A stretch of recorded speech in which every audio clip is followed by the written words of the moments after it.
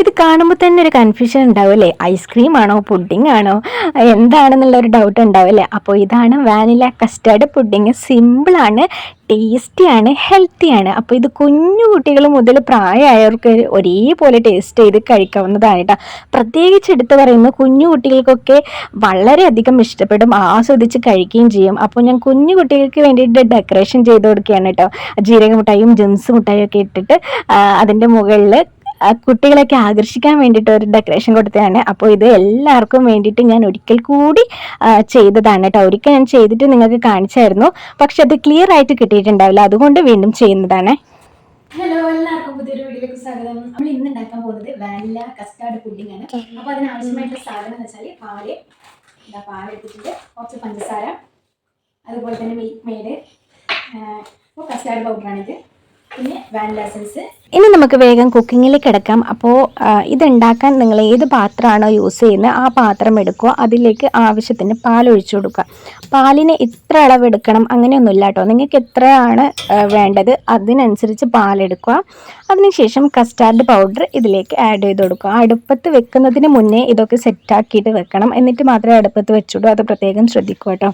അപ്പോൾ ഇതാ ഞാൻ കസ്റ്റാർഡ് പൗഡർ എടുത്തിട്ടുണ്ട്. എല്ലാ കടകളിലും ഇപ്പം കസ്റ്റാർഡ് പൗഡർ വാങ്ങാൻ കിട്ടും.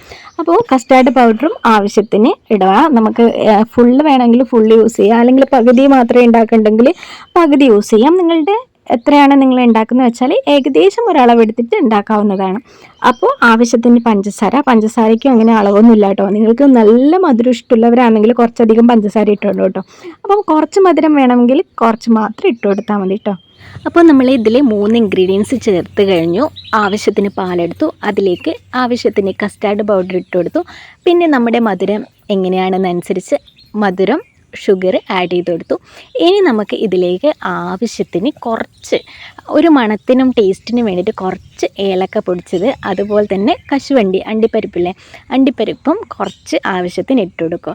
പിന്നെ നമ്മുടെ കിസ്മിസ്, അതായത് ഉണക്കമുന്തിരി, അപ്പോൾ ഉണക്കമുന്തിരിയും കൂടി ഇതിലേക്ക് ഇട്ടിട്ട് നന്നായിട്ട് ഇളക്കി കൊടുക്കുക. ശേഷം ഇവയൊക്കെ ഒന്ന് നല്ലപോലെ യോജിപ്പിച്ചെടുക്കാൻ വേണ്ടിയിട്ട് ജസ്റ്റ് ഒന്ന് ഇളക്കി കൊടുക്കുക കേട്ടോ.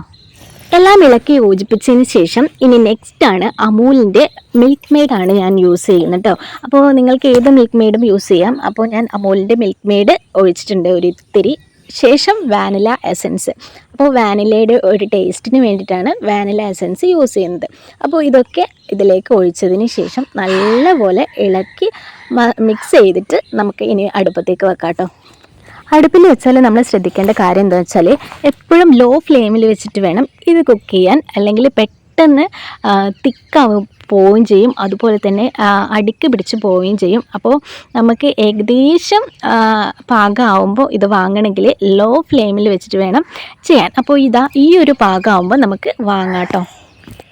നെക്സ്റ്റ് നമ്മൾ ഇളം ചൂടോട് കൂടിയിട്ട് ഒരു പാത്രത്തിലേക്ക് ഞാനിത് ഐസ്ക്രീം ബൗൾസാണ് എടുത്തിട്ടുള്ളത്, അതിലേക്കാണ് ഇത് ഇളം ചൂടോട് കൂടിയിട്ട് ഒഴിച്ചു കൊടുക്കുന്നത്. നിങ്ങൾക്ക് ഏത് പാത്രം വേണമെങ്കിലും യൂസ് ചെയ്യാം കേട്ടോ. നിങ്ങൾക്ക് വലിയ പാത്രമാണെങ്കിൽ അങ്ങനെ ഒറ്റൊന്നായിട്ട് ഉണ്ടാക്കിയെടുക്കാം, അല്ല കുഞ്ഞു കുറേ പുഡിംഗ് ആക്കി എടുക്കണമെങ്കിൽ അങ്ങനെ ചെയ്യാം. അപ്പോൾ അത് നിങ്ങളുടെ ഇഷ്ടം പോലെ നിങ്ങളുടെ ഇഷ്ടം അനുസരിച്ച് നിങ്ങൾക്ക് ഏത് പാത്രത്തിലേക്ക് വേണമെങ്കിലും ഇത് സെറ്റാക്കി എടുക്കാം. അപ്പോൾ ഞാനിത് ഐസ്ക്രീമിൻ്റെ ബൗളാണ് എടുത്തിട്ടുള്ളത്, അപ്പോൾ അതിലേക്ക് ഒഴിച്ചു കൊടുക്കുന്നുണ്ട്. അപ്പോൾ എല്ലാവർക്കും ഓരോന്നായിട്ട് കഴിക്കാമല്ലോ എന്ന് വിചാരിച്ചിട്ട് അങ്ങനെ ഉണ്ടാക്കിയാണ് കേട്ടോ.